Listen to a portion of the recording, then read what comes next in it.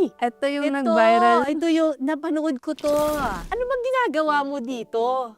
Ito yung Ito yung nag-viral. Oo, dyan ako nag-viral na ang followers ko sa TikTok ay 10. It went viral. For a day, it went 2 million views. Grabe. Tapos ang handle mo pa dito ay Shuvi Buang. Trend dito di ba? Trend yan, yung ilalagay mo lang yung cellphone, di ba? Tapos, move ka na, tapos susundan ka ng cellphone. camera. Ay, ganun ba? Oo. O, di ba? Pakit-kit lang siya. Oh. Naka-duster pa ako niya kasi Correct. tagalinis ako ng bahay. Oh. Tapos, ganda! Atake! Taba-taba ako siya. Atake! Hindi mo in-expect. Hindi! Gawa-gawa lang talaga ako. Parang, wala lang. So, nung nag-viral to, Hala, grabe pala. Tapos, nagsimula pa ako nun sa content creation, libre-libre, may nagpapadala, ay, sige, send ako address ko, pabila sa Prada. Libre-libre ako, so nag 5,000.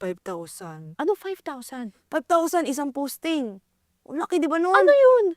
Ano 5,000? Babayaran ka 5,000, tapos iti-TikTok mo lang yung Prada. Ang nangyari yun hanggang sa nag 20,000. Hanggang sa sabi ko, ay, ito na yun. Nova, alam mo, hahanapin kita pag sumikat talaga ako. Ang tagal mo nang nag-aano sa akin.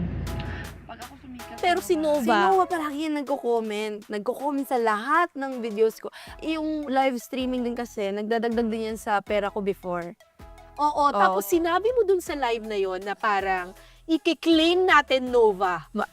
This is my year. Di ba? Sabi mo ganon? Oo nga, nakakakilabot nga na Oo, sinabi mo, this is my year. Sisikat din ako.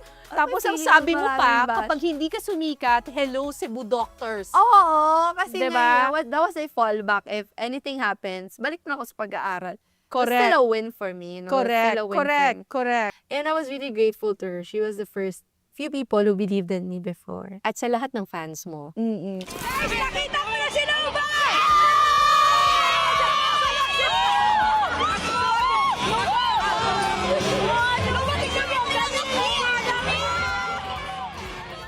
Lahat ng buo-buo ng fandom ko, thank you so much for loving me. And I'm just really glad na minahal nila ako kung sino ako, Miss Cara. Sarap sa feeling na may nai-inspire ako at napapasaya akong tao. So, mga tao, so huwag kayong mag-alala, marami pa kayong aabangan at mahal na mahal ko kayo, tandaan niyo yan palagi. Ako yung isa mong fan. Ito, yan yung isa mong fan. Nasa studio si Shuvi. Ito na yung pagkakataon ko magpa-picture.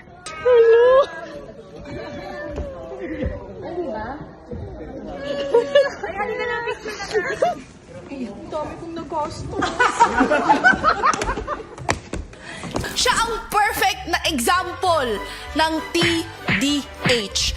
Tall? Check. Dark? Check. Handsome? So check!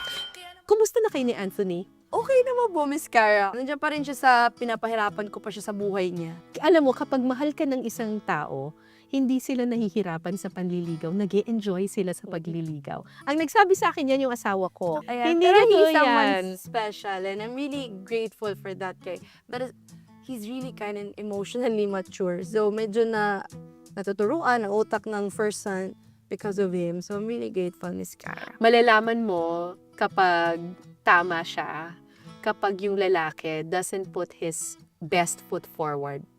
Yung kapag talagang natural na natural siya at komportable ka sa kanya, komportable rin siya sa'yo. Yung hindi yung lagi siyang nagpapa-impress. Kahit nasagutin mo siya, ganun pa rin siya. And napag-usapan na rin namin yan. He respects my priorities and family, career, saka na talaga yung love life. Nandiyan naman siya nevertheless, sabi niya sa akin. I just want to thank you because you've inspired a lot of people. Ako, hindi ako usually nagfa-fangirling ng ganito. Pero when I saw you and I knew about your story, talagang sabi ko, sana manalo tong batang to. Kasi kapag nanalo siya, alam ko panalo rin yung pamilya niya.